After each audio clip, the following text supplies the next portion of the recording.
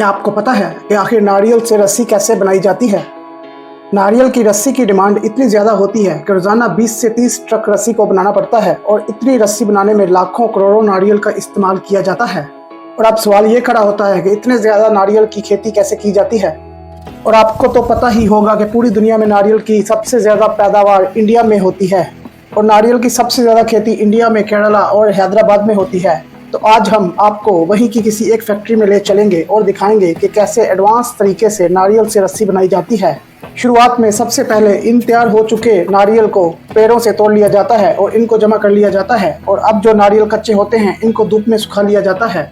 बाद में नारियल के छिलकों को कुछ इस तरीके से अलग कर लिया जाता है। वैसे इस तरह से नारियल के छिलके को अलग करने में थोड़ी परेशानी होती है और इसका सलूशन भी मार्केट में आ गया है। ये है कोकोनट डिजास्टर मशीन। देखिए कैसे जब नारियल को इस मशीन में डाला जाता है तो ये मशीन इस नारियल के आउटर सेल को एकदम आसानी से रिमूव करके अलग कर देती है और बिना छिलके वाला नारियल भी अलग जमा हो जाता है जिसे मार्केट में बेच दिया जाएगा।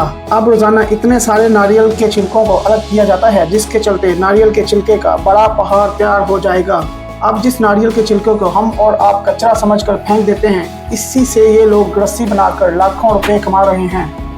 तो अब बात करते हैं रस्सी बनाने के प्रोसेस के बारे में। इस फैक्ट्री के बाहर नारियल के छिलकों का पहाड़ तैयार है। अब सबसे पहले तो इन छिलकों को उठाकर फैक्ट्री में लगे इस कन्वेयर पर डाल दिया जाता है जो आगे जाकर इसको ग्राइंडिंग मशीन में डाल देता है जो कि इन छिलकों को ग्राइंड करके इसका रेशेदार भूसा तैयार कर देते हैं।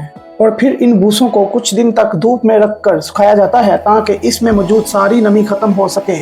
और फिर से एक बार इन सूखे भूसों को कन्वेयर पर डाल दिया जाता है जो आगे जाकर इस जालीदार रोटेटिंग ड्रम में चला जाता है और इन भूसों में से महीन और छोटे छोटे टुकड़ों को छानकर अलग कर देती है। लंबे रेशेदार नारियल के भूसे अलग कर लिए जाते हैं और इसका गट्ठर बनाकर इसे रस्सी बनाने वाली फैक्ट्रियों तक पहुंचा दिया जाता है।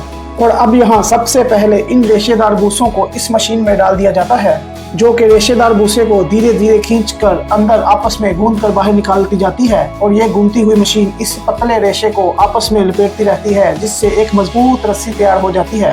और मोटी या मजबूत रस्सी को बनाने के लिए इन्हीं रस्सियों को आपस में लपेट कर तैयार कर लिया जाता है।